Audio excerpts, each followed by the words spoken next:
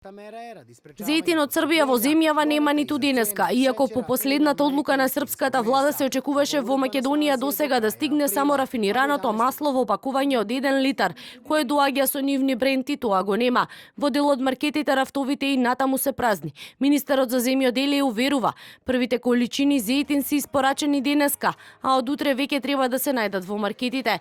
Според Николовски, домашното производство е зголемено, тврди денеска увоз има и од Русија, Украина и Бугарија, и на масло за јадење, и на нерафинирано масло. Наше е да обезбедиме доволно земјоделски производи, зголемено домашно производство и сигурност кај граѓаните во делот на овие стратешки култури и на она што е потребно за секое домаќинство, и леп, и брашно, и зејтин, и останатите продукти. Меѓутоа, конкретно од Србија денеска се испорачани првите количини, очекувам дека утре веќе ќе се најдат на рафтовите. Сепак нерафинираното масло од Србија кое македонските производители го имаат договорено, а дел и платено и натаму ќе го чекаат. Македонските власти се во постојана комуникација со српските колеги, но кога официјален Белград ќе тргне забраната и за извоз на суровина нема информации.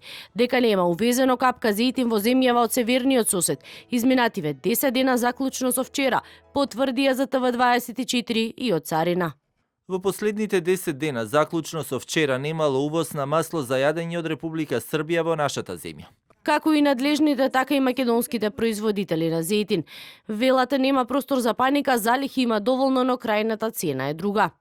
Залих имаме. Купуваме сурово масло од Украина, Романија, Бугарија, поскапо, и со тоа очекуваме цената да расте и кај нас. Ќе биде малку поскапо, но битно е дека имаме залихи за следниот период. По предлог на Министерството за економија од минатата недела, маркетите сами одлучуваат по колку шишиња зејтин максимално може да продадат на еден купувач. Дополнително властите и натаму остануваат фокусирани на домашното производство. Влада го распиша наменскиот оглас за доделување на околу 6000 хектари земјоделско земјиште кое ќе се дава исклучиво за одгледување на стратешки култури, како пченка, пченица, јачмен, сончоглед, ориз, маслодајна репка.